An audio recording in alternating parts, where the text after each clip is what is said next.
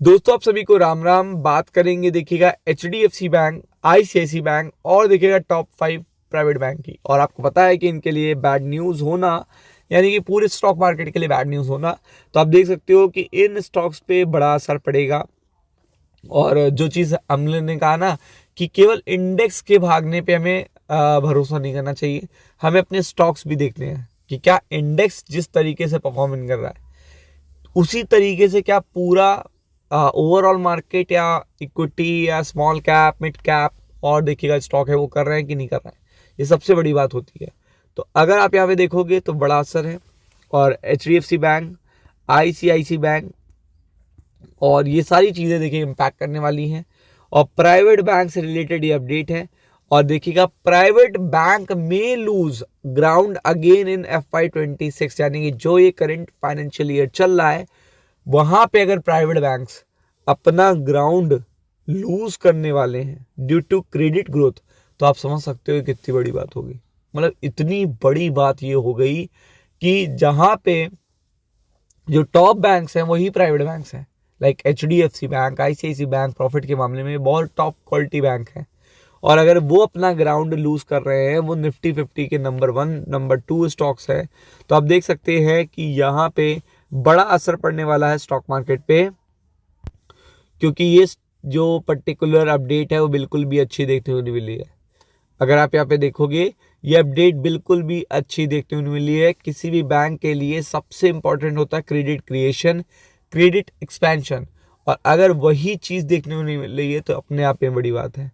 तो अगर आप यहाँ देखेंगे India's private sector bank are likely to lose market share.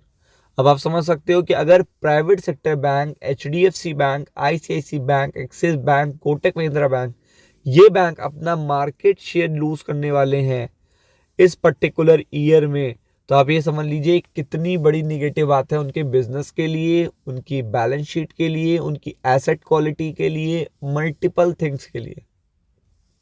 आप देख सकते हो मल्टीपल थिंग्स के लिए कितनी बड़ी बैड न्यूज़ है।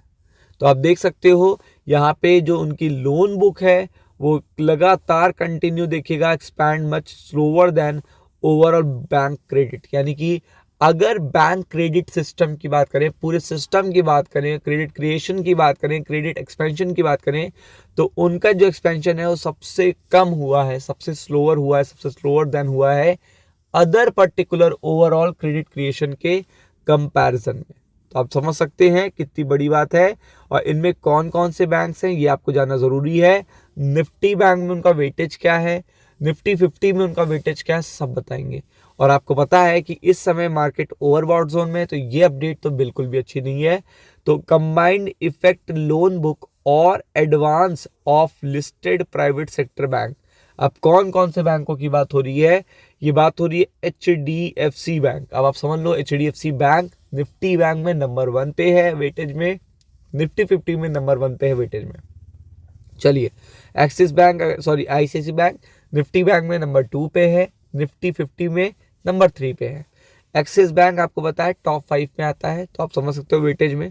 और अगर आप देखोगे तो यहाँ पे ये जो ग्रोथ है जो स्लोअर है वो बहुत ही ज़्यादा स्लोअर है कंपैरेटिवली टू लास्ट ईयर। इस पर्टिकुलर देखिएगा लास्ट हाफ में जो बीत चुका है और लास्ट ईयर के कंपैरिजन में तो बहुत बड़ा देखिएगा इम्पैक्ट पड़ा है।